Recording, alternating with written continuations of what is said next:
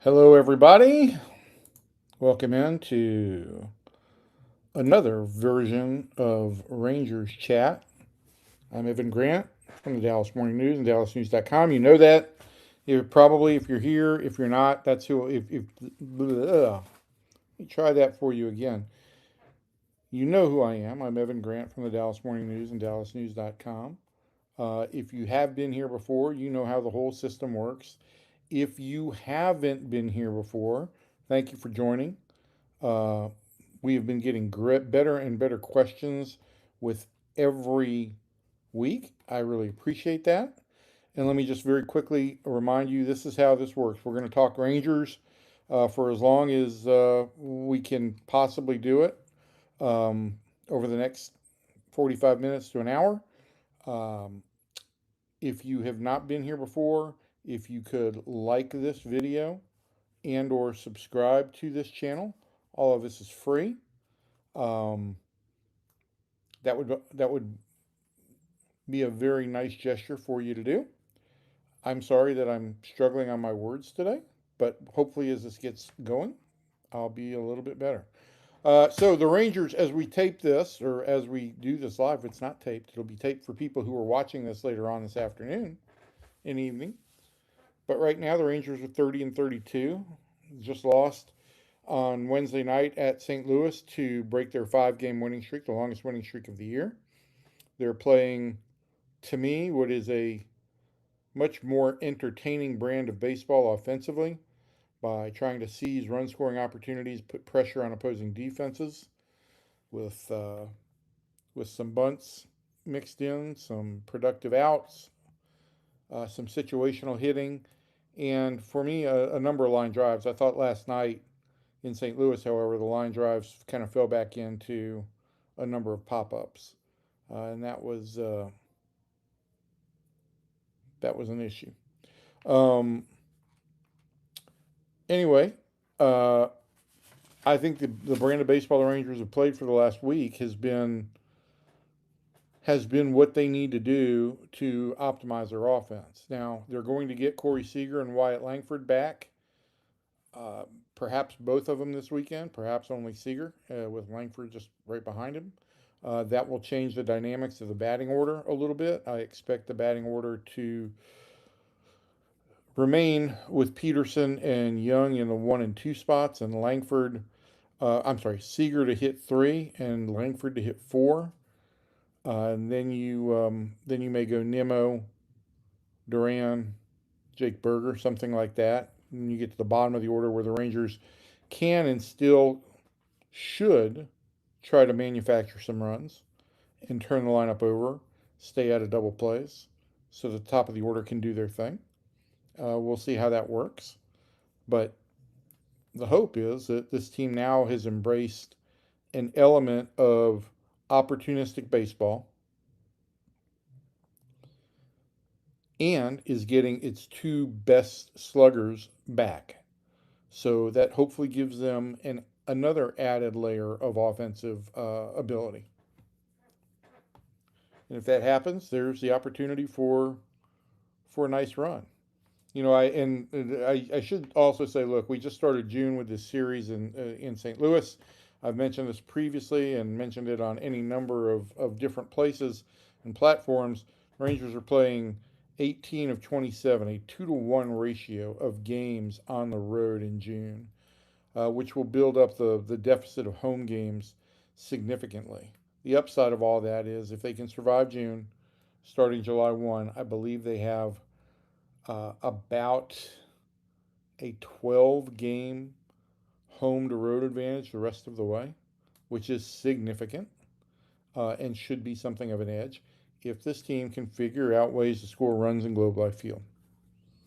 And the way to score runs in Globe Life Field at this point in time with the dimensions is to be opportunistic when it presents itself, try and put some pressure on opponents, and then, hit the ball hard. So, all right, so let's get to all this. We're going to start. There's a ton of questions in here. We're going to get to this very quickly. Um,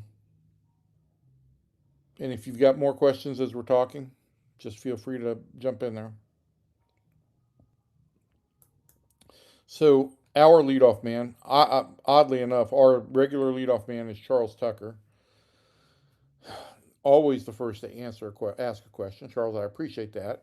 And of course, you're asking a leadoff question today, so that makes perfect sense. Um, your old school self would not have Peterson batting leadoff. He's been hitting much better since he's been there. Now he's producing. How is that happening? Well, one thing that Skip Schumacher has said is certainly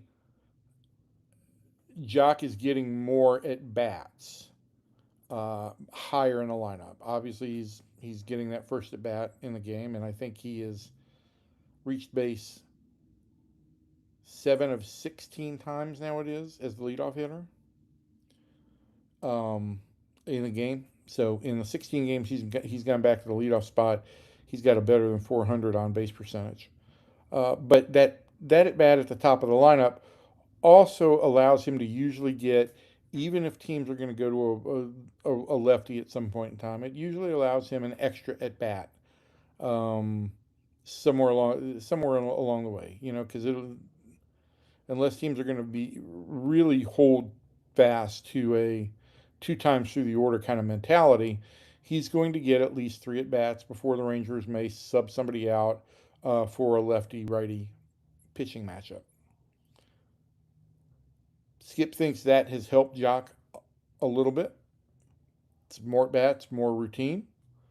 I think there have been some slight changes to his approach at the plate. I mentioned this in a story the other day that Justin Vealey talked about, that they got his shoulders a little bit more level, which has allowed him to not be swinging downhill and then uphill as much in terms of his motion. It's allowed a more level motion. And if you've watched Jock over the last couple of weeks, a ton of the homers that he's hit have been line drives. Um, he's hitting more line drives, and his fly balls are hit with more authority. So uh, I think all of that works. And I also think, look, Jock doesn't have what you would say the most aesthetically pleasing body for a leadoff guy. He doesn't look like a thin, lanky, super fast guy, but he's a really good base runner and a really good fundamental hitter. And so all of those elements are things that are important in the leadoff spot. And he's exceptionally disciplined, and he's going to make a pitcher throw him strikes. So, is he the prototypical leadoff guy? Probably not, because of the lack of speed. But he's been a leadoff guy for the he's been a leadoff guy often in his career. I think he's got more at bats in a leadoff spot in his career than any other spot in the order. I'm going to try and look that up very quickly. I don't know if you guys watch other live streams or Twitches. I don't know how people do it and go back and find stats or numbers for you. But for me, this is always always a challenge. Yeah. So in his career, Jock has 1,557 plate appearances as a leadoff batter. In no other spot does he have any more than 606. So more than 2 to 1 in terms of playing time in the leadoff spot. So it's been a fit for him, and he's produced there. And while he's not as prototypically speedy as you would like, he does have the ability to slug there, and he's shown this year he has refound that stroke. All right, Charles, great question. Um, Botini. Hi, Evan. With the imminent return of Seager and Langford, what changes do you think will happen in the lineup and the roster? Well, I think I went through the roster, the lineup already. The roster, uh, you know, um, it's going to be interesting to see, because the Rangers just brought up Cody Freeman for Sam Haggerty, who was on bereavement leave, and they wanted to get Cody Freeman up here. So I think Cody Freeman sticks. Uh, what happens with the rest of the guys who have come up in the meantime? Listen, I think somebody like Michael Hellman may end up being an odd man out. I think that your Justin Foscue is so limited as a defensive player to second base. And right now, you've got a very nice right-handed, left-handed platoon for the moment with Nicky Lopez and Ezekiel Duran to play second base when Corey Seager gets back. So that might be two, but I also think there's a real possibility that once you get the third guy back, which would probably be Josh Smith next week, that then your decision is a harder one on Nicky Lopez versus maybe Sam Haggerty on the roster.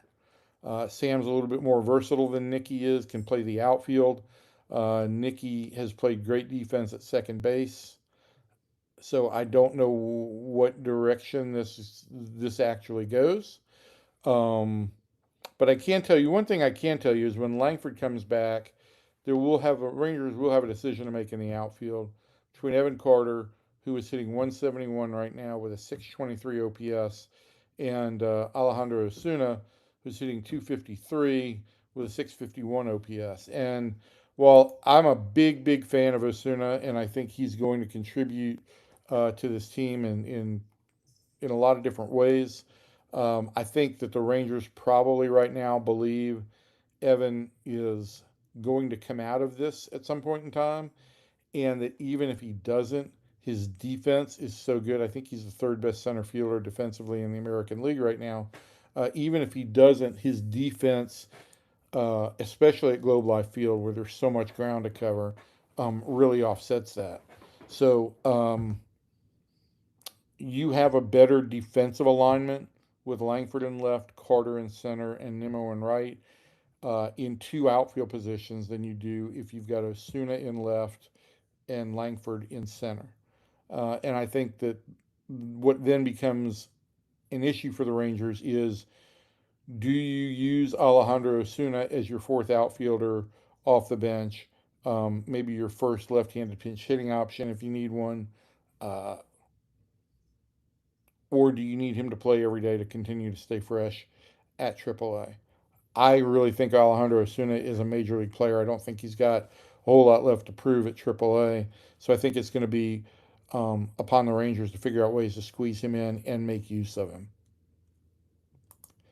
All right, so Lewis McCall wants to know how much longer do the Rangers keep putting Carter's name in the lineup? No matter how good his defense, you can't hit 171 and be on a major league team. Lewis, I didn't look at your question before. I just answered it already. That's how this mind works. It's like a rusty trap up here. But listen, the batting average is an issue. I do want to point out one thing here. Um, Something that's been pointed out to me by some Ranger folks, and that is this: both Osuna and Carter being left-handed hitters, um, there's some duplicity there, right? Uh, and both guys, I think the measuring line for both is going to be how do they perform against right-handed pitching? Because whatever at bats they get against left-handed pitching are largely going to be unsuccessful. So the threshold for them is, what are their numbers against right-handed pitching? And at this moment, if I get the right split up,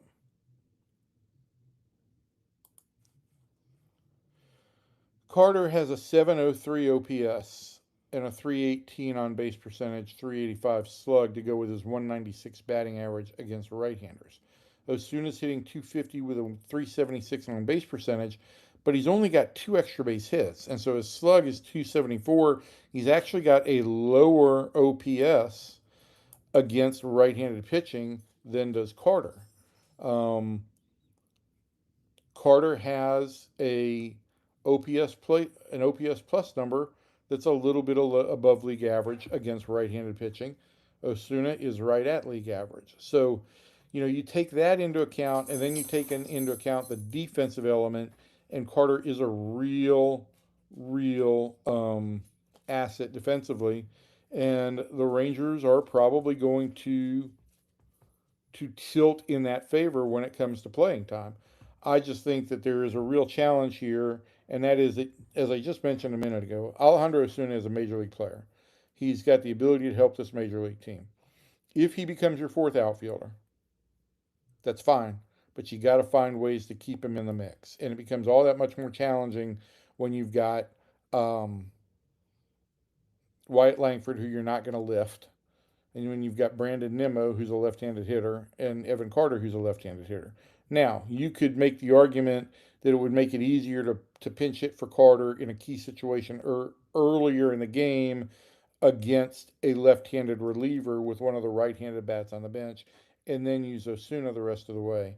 But yeah, you'd also be compromising your defense somewhat. So it's going to be a challenge. And honestly, if the Rangers didn't have Jock Peterson doing what he's doing this year, if he was repeating last year, I think the obvious answer would be that the DH spot would get rotated out among a bunch of the left-handed hitters, with Corey Seager getting some time there, with Evan Carter getting maybe an occasional rest off his feet, off the turf there, but it would present opportunities to certainly get Osuna in the lineup as the DH.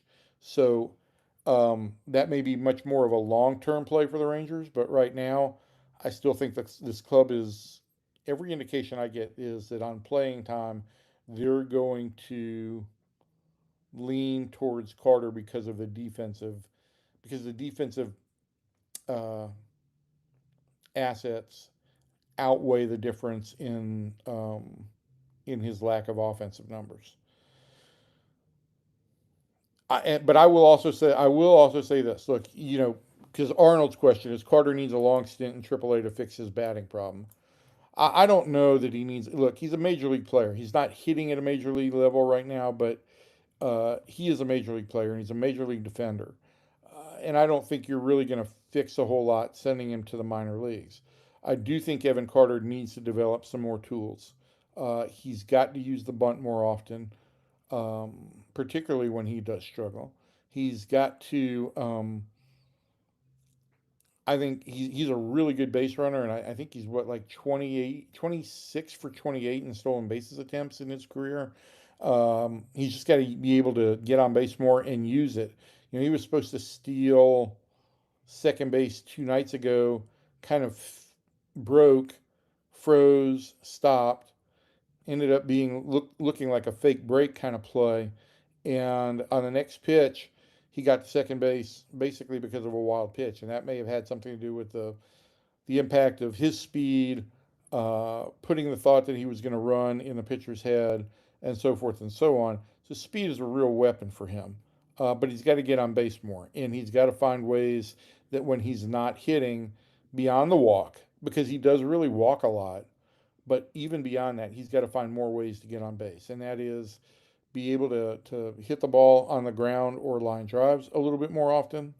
Um, can't strike out like he has, particularly in situations that scream for him to do something moving the ball forward. Like, I believe this was Monday night. He had a really poor at bat in the eighth inning in what was then a one run game. The Rangers ended up winning that, but they had a great opportunity to add a tack on run late that would have made a difference. And both Carter and Danny Jansen struck out. And it just was an unacceptable inning because there was a runner on third base with nobody out at that point in time, I believe. So there was a run to be had, and the Rangers didn't pick it up. And the guys who needed to put um, run production first didn't. They tried to have good at bats, and in those situations, a good at bat is one that gets the run home. End of story. Uh, so Richard asks an interesting question: when celebrating an accomplishment like DeGrom's 100th win, do they take him into the shower room for the beer shower? The visiting clubhouse manager must hate them if they did that in the locker room. I think in general, guys get put in a laundry cart or get in the laundry basket themselves and get wheeled into the shower area where they are then showered with beer. Uh, Certainly, there are times when the beer goes on the floor in the regular clubhouse. More often than not, That is after clinching a playoff spot, clinching a division, clinching a series, maybe even after a no hitter. But in that case, if the players um, absolutely trash a clubhouse, for lack of a better term, uh, there's there are ways for the other club to have recourse on behalf of their clubhouse managers. They can send a bill to the players, or to the other team for replacing the carpet, whatever needs to be done. But mostly players are very respectful on this stuff now. Um,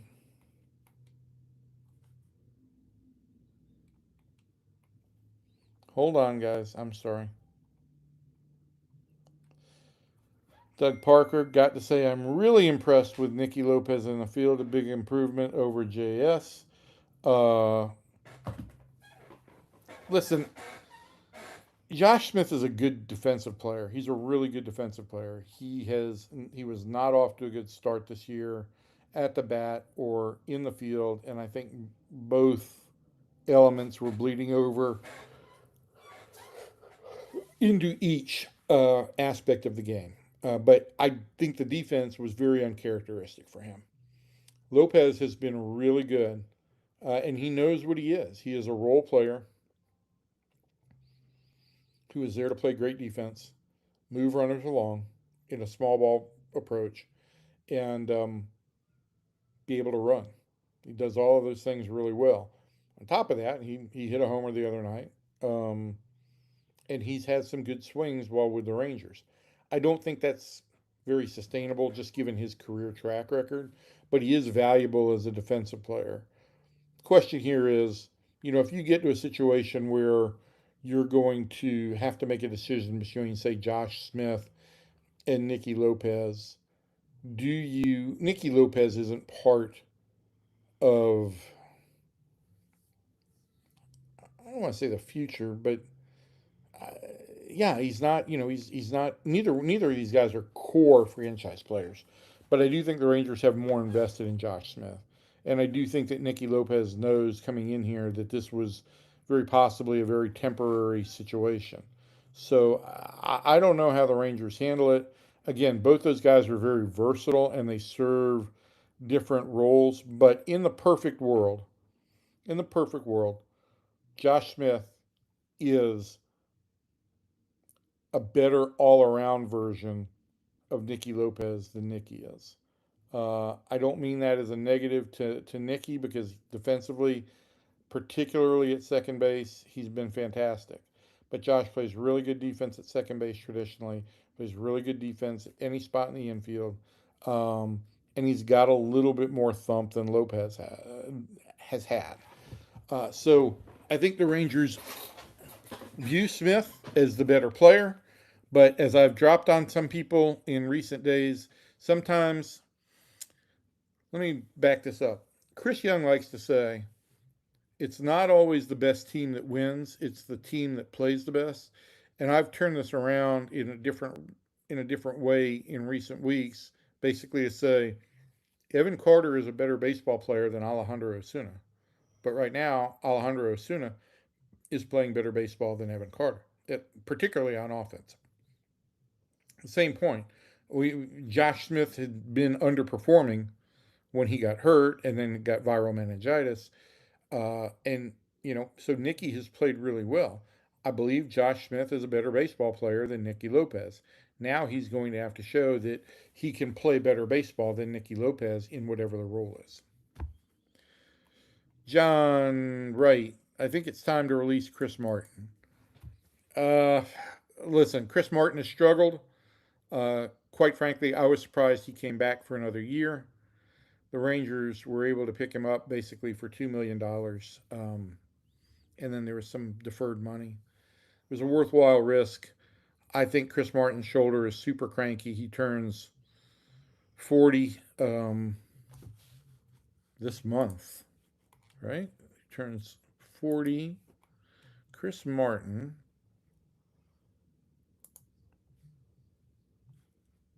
Uh, Chris Martin turned 40 2 days ago on June 2nd. So happy birthday, Chris Martin. Not a great way to spend it on the IL. This is the second time he's been on the IL with the shoulder impingement. You remember last year he had barky, cranky shoulder and elbow, and once he's healthy, Rangers may have to stare down that situation. But for the time being, the only thing to do is to get his shoulder is to try and get his shoulder better up to speed. I wish I said more profound stuff, but yeah, I mean, I just don't think that they're just going to release him without giving him another shot. It's possible, and if guys in the bullpen continue to light it up, it's possible. But there's also a lot of experience there in the late innings, and when he's been on the mound, his velocity's not down. It's just that he hasn't commanded pitches like he normally does. My dogs say hi, Bonnie and Birdie, um, two of the loves of my life, but they say hello in the background. Um, they like to bark. It's great when you're doing a live stream. Bill Schultz, are we buyers or sellers at the trade deadline? What help do we need to make a playoff run? Bill, I still think that's to be determined. As we sit here on June 4th, there's just under 2 months to the trade deadline, which this year is August 3rd. So there's a lot of baseball still left to be played until the deadline. Also, the American League, as I said on Foul Territory with AJ Przinsky earlier today, the mediocrity throughout the American League has really benefited the Rangers. You know, they are 30 and 32. Yes, they are 30 and 32.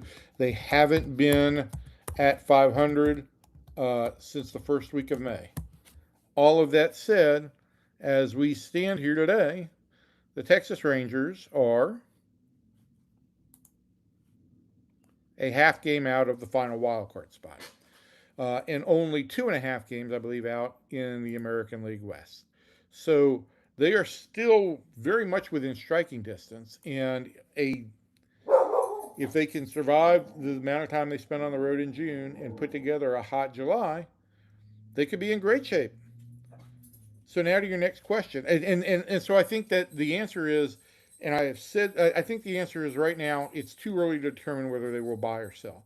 I have said I think it's important that this team, with as many potential trade pieces as it would have, should start to game plan out what they would target if they sell, what the plan would look like. Does that mean reaching out to other teams and say, hey, we may be in a selling position? Possibly. So maybe you hear some conversations that are going in that direction. But I don't think the Rangers are going to make any determinations about their direction until the final week before the deadline, unless something goes absolutely right or absolutely wrong. Now, what help does the Rangers need to make a playoff run? Well, they could use offensive help at catcher, but then everybody could. And look, I mean, Kyle Higashioka had 6 hits in his last 3 starts, so that's pretty hot by catching standards. And every time I look up the Rangers' catching numbers offensively around the league, it's amazing to me when you see just how poor catching offense from the catching position is. To wit, as we sit here today, from the catching position, the Rangers have a 641 OPS, which ranks in the bottom half of all catching outfits. They're hitting 202 with a 300 and a 341 slug for an OPS of 641. It ranks 18th. There are 12 teams in the big leagues, many of them also contenders, with worse numbers. Seattle, with even despite Cal Raleigh's presence, he's having a terrible year right now, is worse. Toronto, worse. San Diego, worse. Cleveland, worse. The New York Yankees have a 541 OPS from the catching position. Philadelphia, which has rebounded after a really rough start to get back into things in the National League, certainly in their wild card hunt, is last at 509. So there is any number of teams that would be searching for any available offensive catching talent on the market. And so I think you'd be paying a lot for that. I think the place where this club could shore itself up for the least amount of capital will be in the bullpen. There's always a barrel full of relievers available at the deadline, uh, particularly guys who are rentals. And in this year's case, maybe even some guys who have another year left on their contract just because of the uncertainty of the CBA and labor situation, who might be kind of quasi considered rentals. Uh, all of those lean into making it lean towards making the market more of a buyer's market for relievers than a seller's market. So that would be the obvious place where I think the Rangers would look to shore some things up. You know, they went into the season with Robert Garcia and Chris Martin as two of their highest leverage relievers. I don't believe that Robert Garcia will be back in any meaningful role this year because of his shoulder issue. Um, Maybe I'll be surprised. But I also think that Chris Martin, as we've talked about, has struggled as well. Um, so I'd look for some, leverage relievers. Jake Latz has been remarkable as the closer and as a very versatile closer with the ability to go more than three outs. You don't want to continue to press him to go more than three outs because then he's going to burn out. But I think the Rangers have done a whole lot of mixing and matching to try and get through the seventh and eighth innings, and I think that's something in the playoff stretch or the race to the playoffs that you need to have a little bit more defined. So I would look for the Rangers to try and add there. And all of this is also uh, somewhat counteracted by the fact that as I said, the Rangers don't have a lot of trade capital in the minor league system um, to go out and get a needle mover. They also, unless Ray Davis is going to say, okay, now I'm willing to open up my wallet and pay uh, to add somebody. Um, there's a lot of thought that Luis Ariz could be a good fit for the Rangers as a second base option. What is Luis Ariz making this year? 14 million. So you trade for him at that point in time, you're still going to add 5 million to the payroll. And I don't know if what's that? 12 million. So you'd be adding about 4 million to the payroll. Producer Joey piped in, which I really appreciate, Joey. But you'd be if you got him at the trade deadline, you'd be adding about $4 million to the payroll, unless of course the Padres were willing to pick that up. But if they're going to pick that $4 million up, they want a bigger return in prospects, and the Rangers don't have a big return in prospects to give up. So this is the cycle you get into, and that's why I still believe that the most effective way Rangers could spend whatever capital they have is on relief pitching. Okay. Um, where did I leave off? Uh, Doug Parker. I think Seager's back was hurting him long before he went on the IL. He's given nobody any indication that it was. But I will say this with Corey Seager and with the history there and with the size he carries as a shortstop, it is imperative that you give this guy a day at DH or a day off once every 10 days, once every 2 weeks. You'd like to get him to 145 or 150 starts. If you want to do that, then you better regularly give him a day off every 10 to 15 days. That will get you those 12 days off and give him the best, idea of workload management that he can work around. That's why it was very when the Rangers signed Jock Peterson. Look, there was sound thought in that, and it just didn't work out last year. He's been a great piece this year, but the complication that happens when you sign Jack Peterson is you've got a left-handed DH who's basically limited to DHing. So if you want to keep his bat in the lineup, then the only place for him to play is DH, which means there's no opportunity to give guys a little bit of a less stressed day. And I think as the Rangers go forward, if they're going to hold on to Seager, they don't become sellers and they don't sell Seager. I think it's, going forward, the Rangers need to really consider that and use the DH position as a spot that you can use for another versatile position player who could spell guys like Seager or Nimmo or Langford or Carter. Carter's played a ton this year, and he does have that history of back issues. So I think that's going to be something important in roster construction going forward. Um, Good afternoon. Still wondering any logic besides good old boy mentality why Jake bats ahead of Zeke. I don't think that's going to continue when Corey Seager and Wyatt Langford get back. I think for the time being, you will see Brandon Nimmo slide down to the fifth spot. Zeke hits sixth, which gives you more balance because you go left Peterson, right Young, left Seager, right Langford, left Nimmo, right Duran. And that Jake would slide down to the number 7 spot, as low as 7.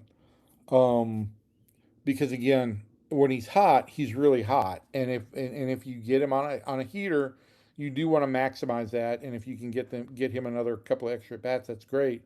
But Ezekiel Duran has been more consistent, and the at bats have simply been better uh, for the majority of the season.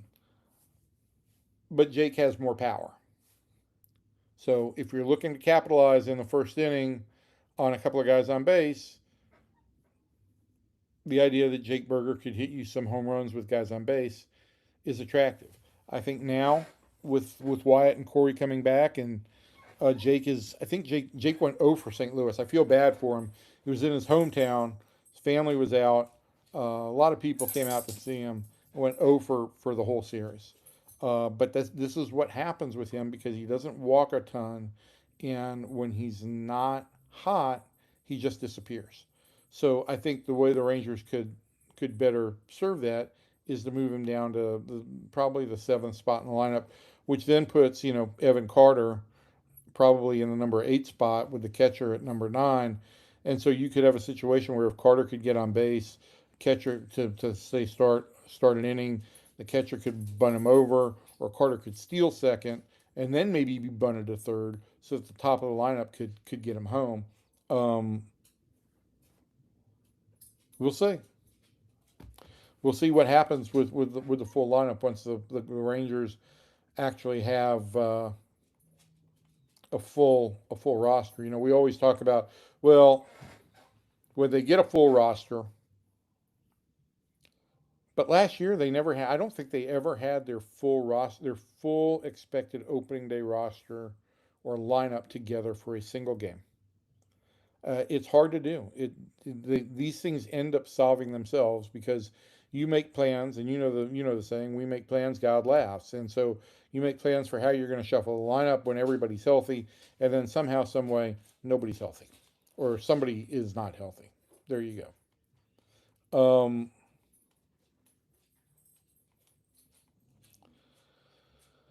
Let's see. We're getting a ton of questions, so I keep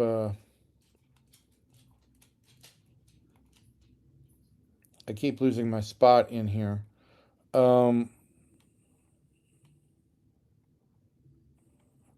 How does the front office feel about Rocker's season so far?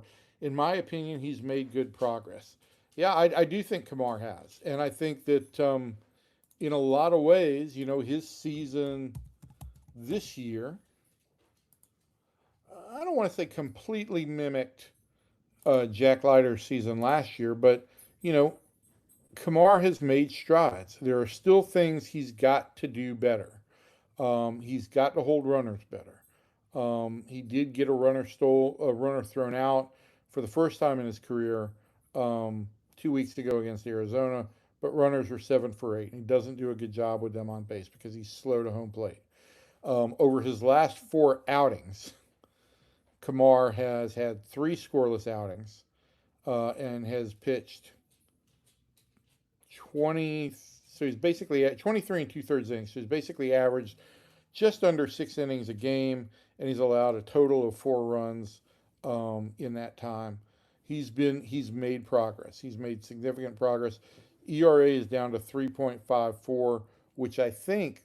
Correct me if I'm wrong. Correct me if I'm wrong, people. But if you look at guys who have been in the starting rotation all this year, the lowest ERA is Jacob DeGrom at 3.48. Kamar Rocker is next at 3.54. I mean, it's entirely possible that Kamar could, if he has a good game against Kansas City, against Cleveland on Friday, he could take over the team lead in ERA halfway through, a little under halfway through the season. Um, so there's been progress there. There's still work to be done, but I think I think the progress outweighs the, the areas where he's a little bit behind. Cole asked Luis Arias to the Rangers. Cole, I'm just in the interest of time. I'm going to say I've already answered that question. I'm not going to go too deep into it. I think there's always the possibility, but look, Zeke Duran's played really well, and he deserves a shot to be the everyday second baseman when Corey Seager comes back. And again, you've got the financial considerations of trying to make a trade with where the Rangers are on their payroll. Now, that's all ownership imposed.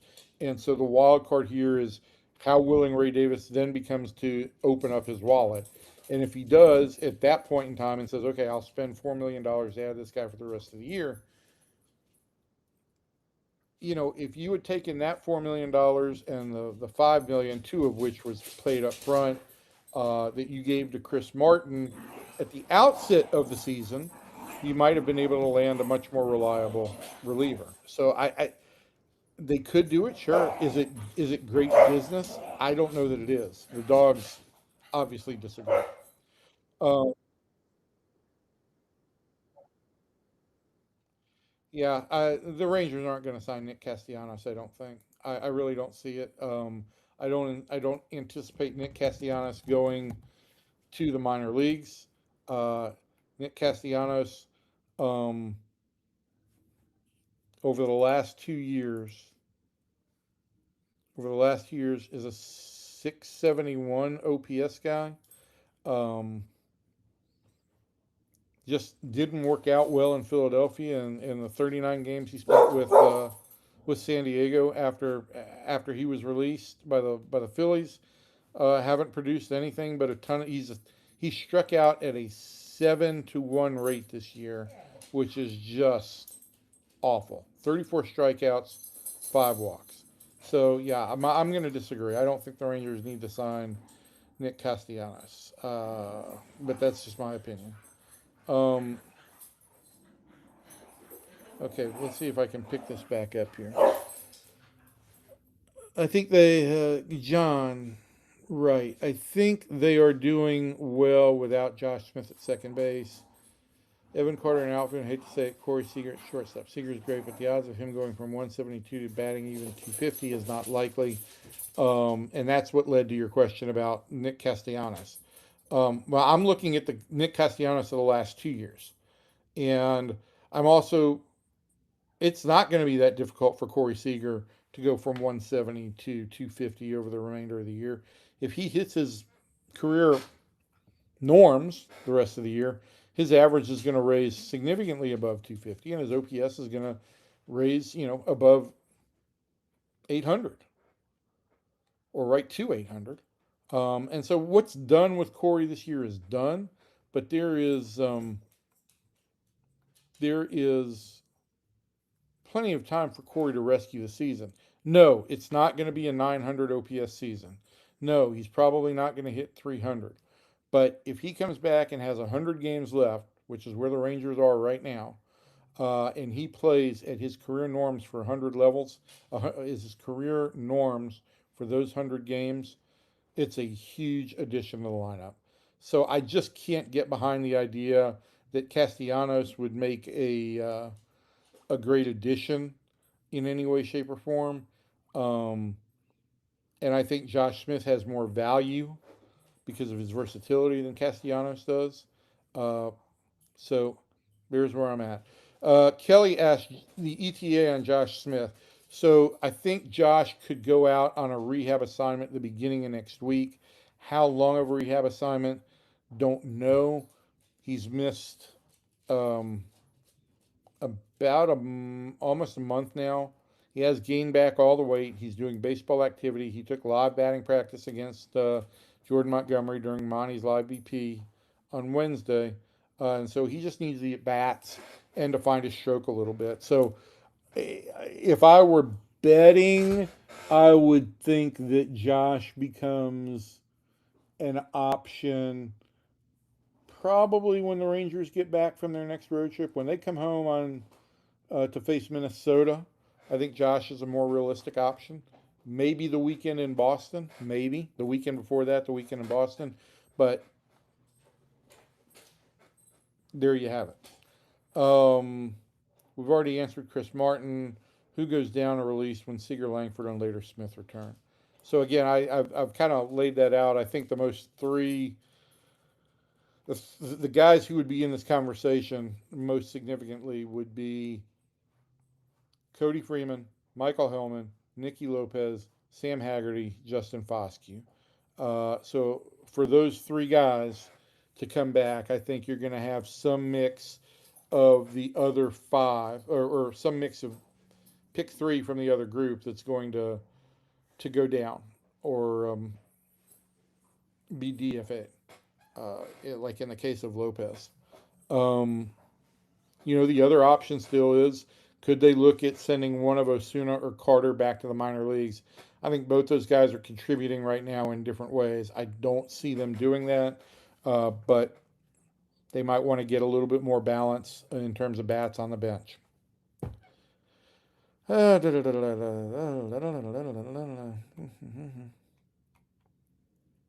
How does the front office feel about Rocker's season so far? In my opinion, he has made good progress. I answered that, right? Um,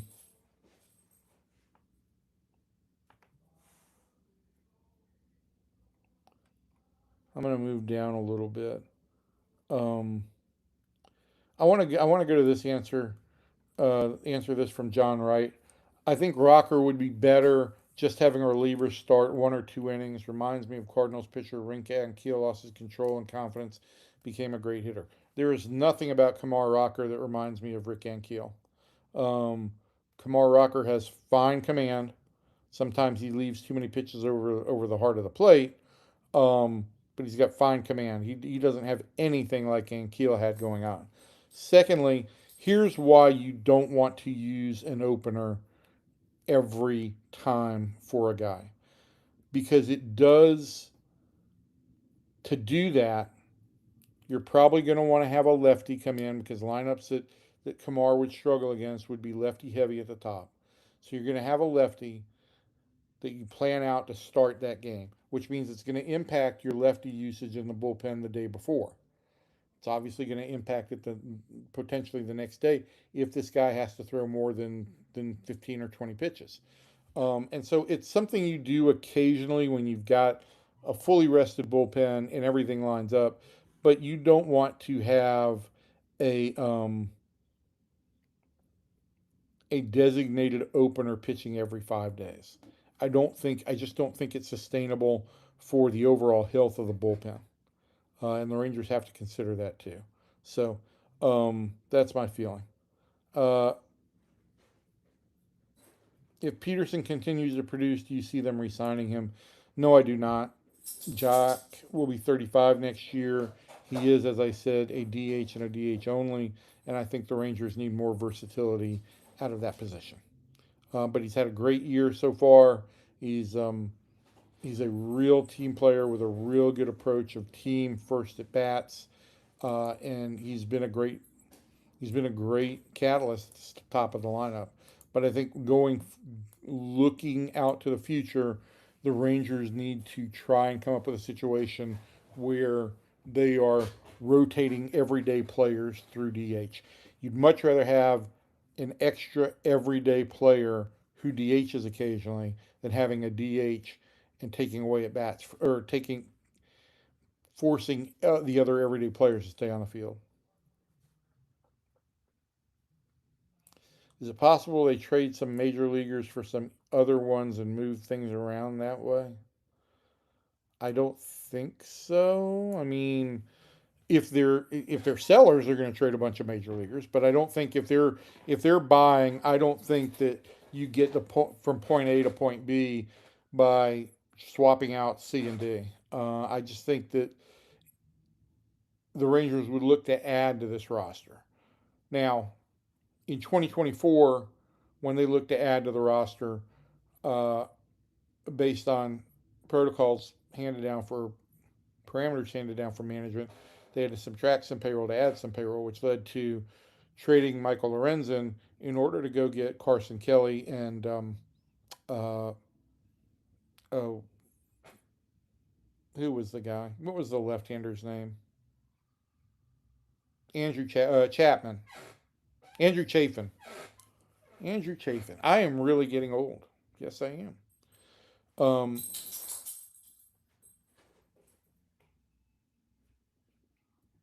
so I just don't. I don't. And that swap out ended up not doing anything for the Rangers. So I just don't think that's a really great approach. Um, Charles, in the past, callers of talk shows would call in with bizarre and impossible trade offers. You and your peers seem to have educated the local fandom to the point where I don't hear them anymore. I don't know that we've educated them. I'd like to think that we try and keep them up to date with what's realistic and put that out. But I think fandom is just serious fans are more educated on their own. There's so much information out there. There's so many tools for grading potential trades. Um, I just think that I don't want to take too much credit here. There you go.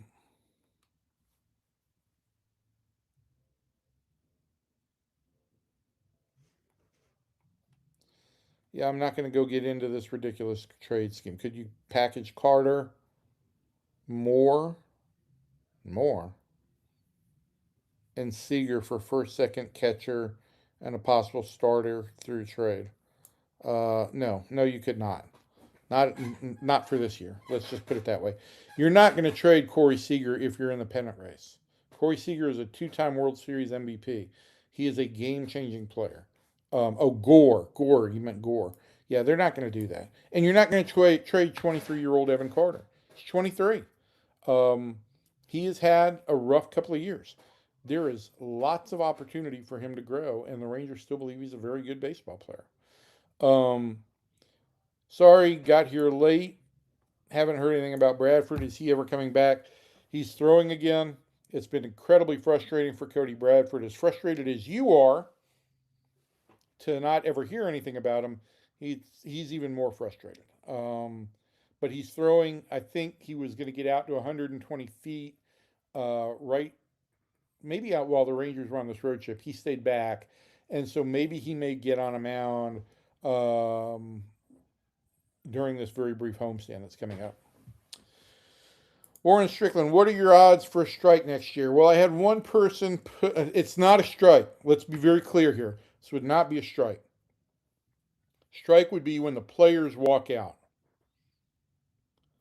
Players are more than happy to continue playing under the current system. This would be a lockout. This would be an owner imposed shutdown of the game so that the owners can try and once again ram a salary cap down the players' gullets. Baseball players have resisted a salary cap for decades. I don't see that changing in any meaningful way this year. And I think the players' logic is pretty sound. And here is their logic. if you don't want to spend money, don't spend money. But we're not going to be the governors for you to allow you to make more money. Because the salary cap, what the salary cap would do, would create cost certainty for owners. With cost certainty, your franchise valuations are going to go up. Obviously, teams that have higher payrolls, their salaries are going to come down, and the teams that have to have raise their floors, their salaries are going to go up. So that would kind of wash. But this would give owners greater cost certainty and inflate the value of their franchise, so that when they sell, they're selling for another billion or so, or a half a billion. And let me just remind you, Ray Davis and his group paid, I believe it was $600 million for the Rangers out of auction a decade ago, or 15 years ago now. Oh my God, 15 years ago. The Rangers are now probably worth close to $3 billion, maybe more, given the Padres sale. And so the greatest rise in franchise valuations is what the last team sold for. Padres had a record sale value of 3.9 billion for a Major League Baseball team. So you'd like to think that the Rangers in this market would go for 4 billion. And at 4 billion, you're talking about a nearly 10-fold return on that $600 million investment. That is a ridiculous amount of money to be made. And even an owner that's writing checks for $25 or $30 million a year to supplement his team's shortfall is going to come out way ahead in that equation. So that's the first thing. The second thing that I would say is, because the owners seem to be dug in on this issue, if they stay there, it's probably a 70% chance of a lockout. I think it would be devastating for the game.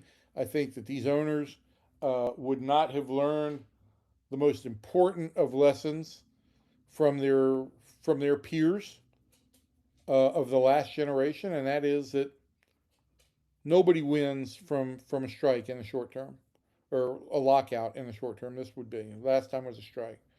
So I think there's ways to create more of a soft salary cap. I know that some people view the CBT, the collective bargaining tax, the competitive balance tax, as as kind of a soft salary cap. I think there's some things in there that could be emphasized to incentivize teams and allow them a little bit more wiggle room.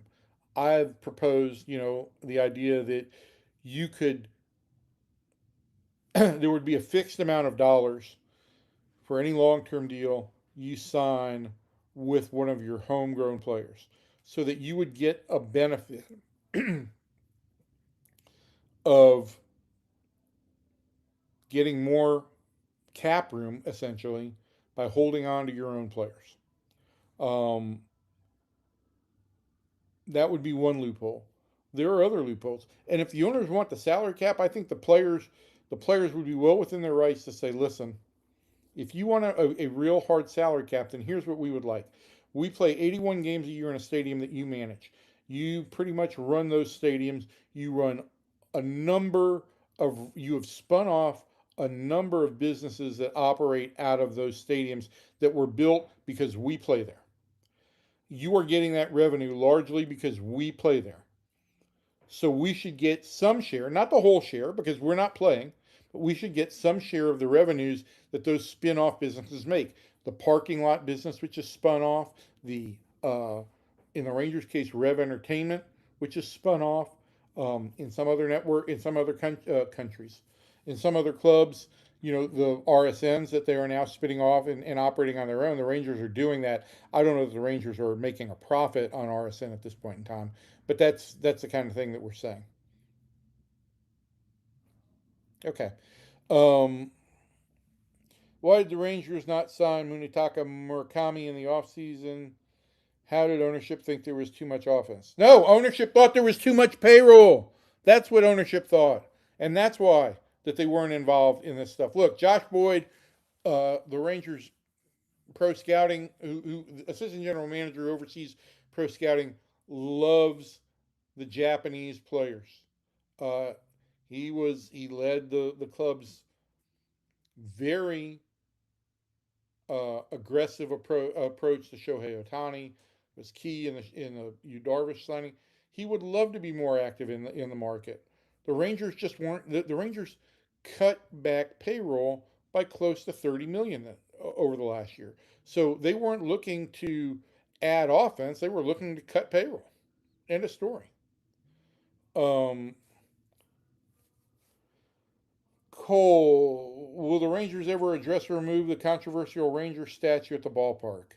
Listen, here's the thing.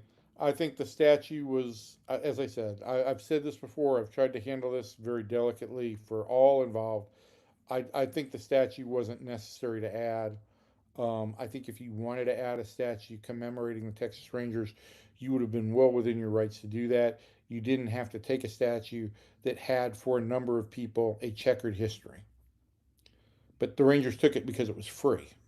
If they had erected or commissioned their own statue that could have been um, potentially less offensive. And look, there's a lot of people who consider the history of the Rangers law enforcement organization to be offensive, and I get that, and it's always going to be something of a sticky wicket. I've also been on record saying if it is that big a problem, then the Texas Rangers law enforcement organization needs to look at changing their name. That's not going to happen.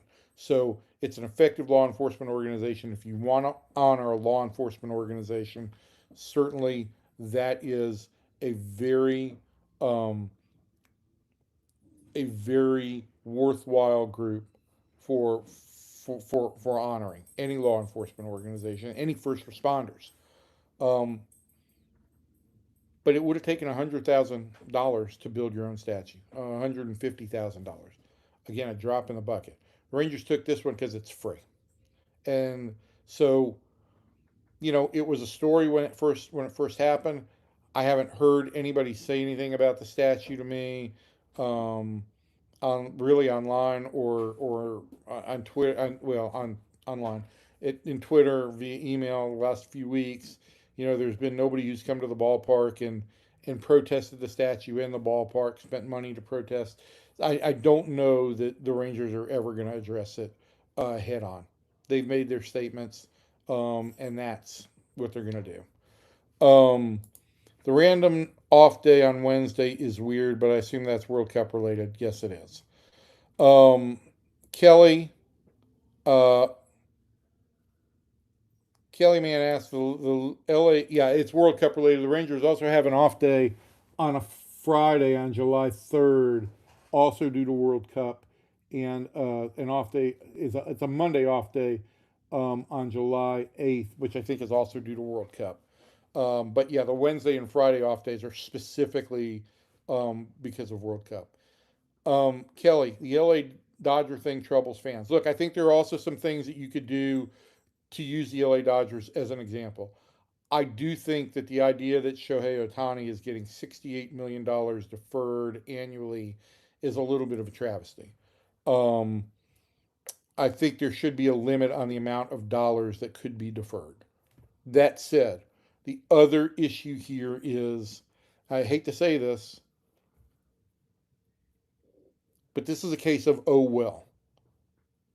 If the owners can't compete with the owners of the Dodgers, then the owners should sell to people with the deep pockets, the deeper pockets, who have the ability to compete with the Dodgers.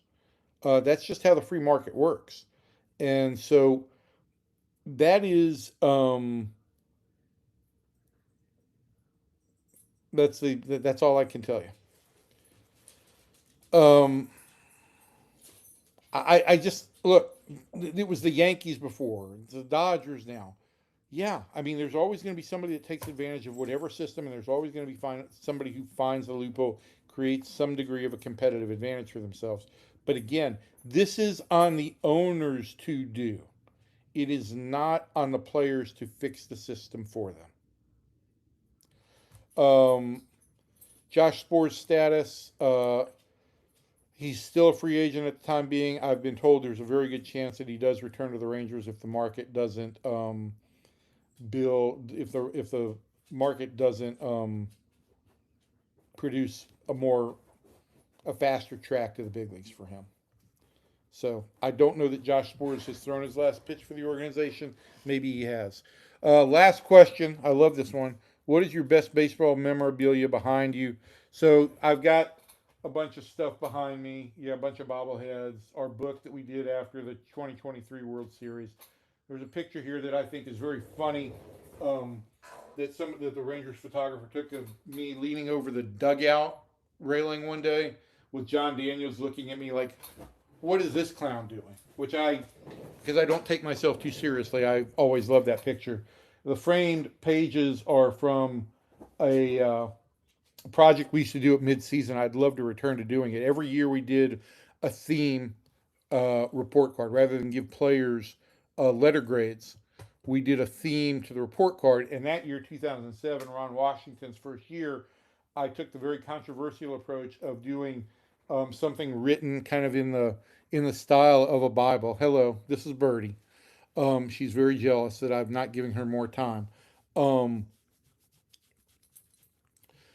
and so I was very respectful with all of this, but the artwork that you it's hard to see all the artwork was done in the fashion of stained glass. Um, we had one of my favorite visions was pitching coach Mark Connor at the time, and it says pitching coach Mark Connor and the Sermon on the Mound. Um, there was um, Blake Bevan was the Rangers' first round draft pick that year, and so we summed him up by Baby Bevan is found in the Reshes. Those kinds of things.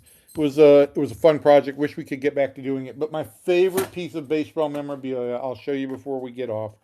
It's going to be hard to see.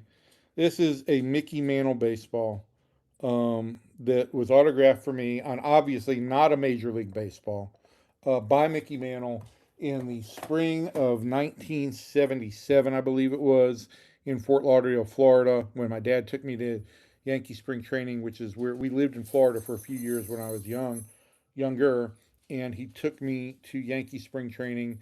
And Mantle and Whitey Ford were both there that day. Whitey's signature is on that ball as well. Mickey took the sweet spot, but I've held on to that for forever. I wouldn't sell that. I wouldn't do anything with it. It's certainly not a high quality um, baseball, so it probably wouldn't have as much value as something else. But that is a memory of childhood, and it was a special day, um, and a special, really warm memory of my dad and I. So that's the memorabilia tour, and that is going to be it for today. Joey is going crazy because we've got an hour and 8 freaking minutes today. I am so full of hot air. Anyway, thank you all for joining us so much. I really can't tell you how much I enjoy doing these things, and I love them. The questions are great. The interface sometimes gets a little bit wonky because as questions come in, the chat kind of scrolls back up, so it's hard sometimes to keep track of all the questions. If I missed your question, I'm sorry this week. We've got a ton of questions. Um, we'll be back at some point in time next week. We'll figure that out. It may be next Thursday again with another edition of this. We'll see where the Rangers are at that point in time, and we'll see if this offense continues to involve some elements of small ball, because I think it's been exciting and fun to watch for the last week.